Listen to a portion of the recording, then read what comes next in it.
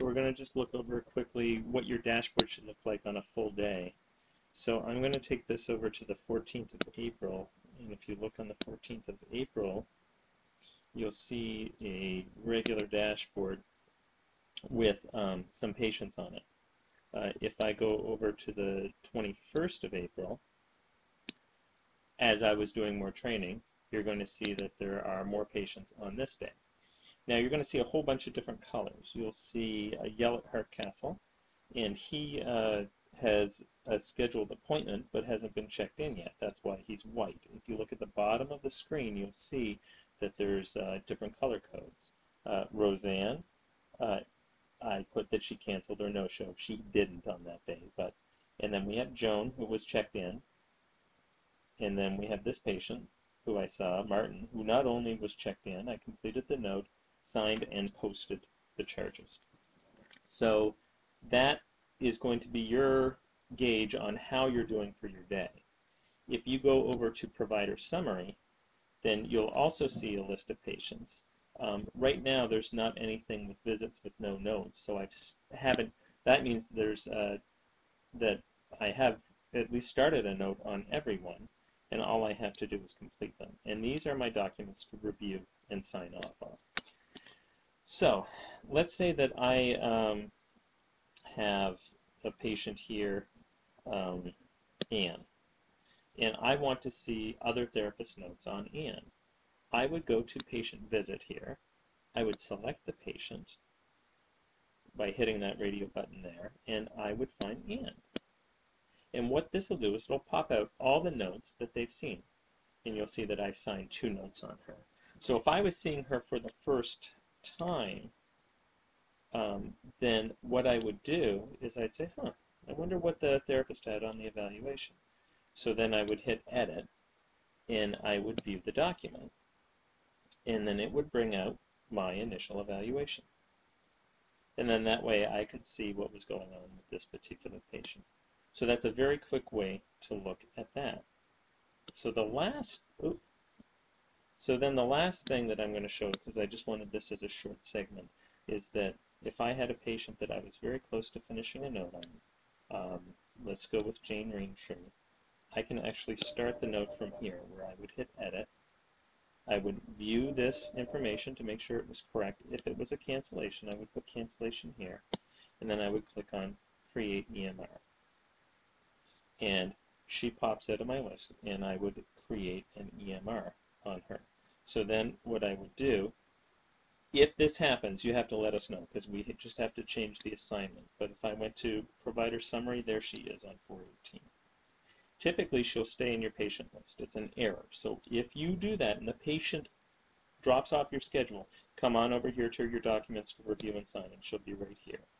So then you hit Edit, Edit Detail, and then you're going to go through your note.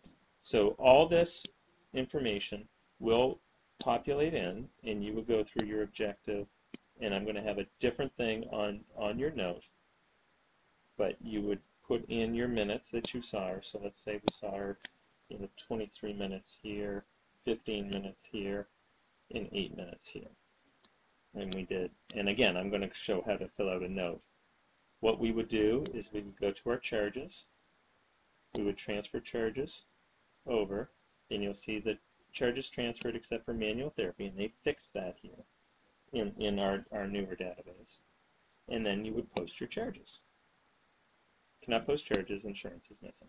So if you get that, you talk to billing and you say, hey, you have to, we have to put an insurance on this patient. It's great to see some of these errors pop up, because then you'll know what to do with that. So I'm going to escape out of that. I'm going to abandon my changes here. And if I had completed the note and signed it, it would have shown up like this.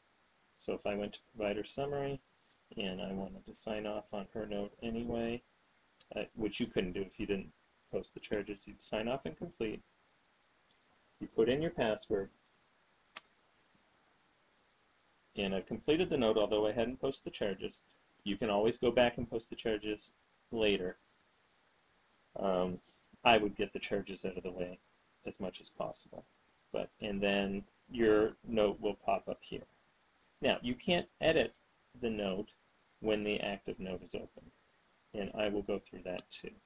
Meaning that if I had her and I hit edit and I went preview document, if it wasn't signed, I could edit it. Where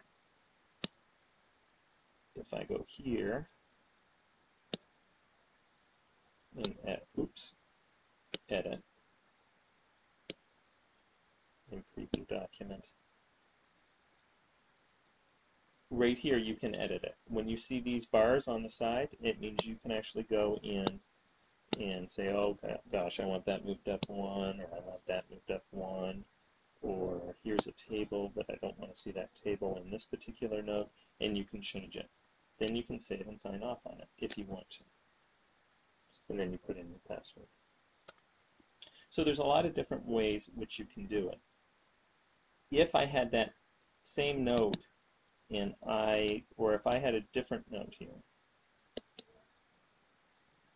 that's just gonna, that pops up after every time you finish. But if I had a note here,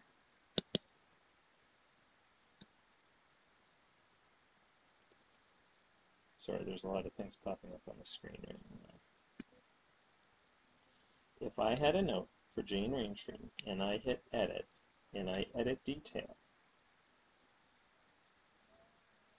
and I'm in this note and I go to preview the document,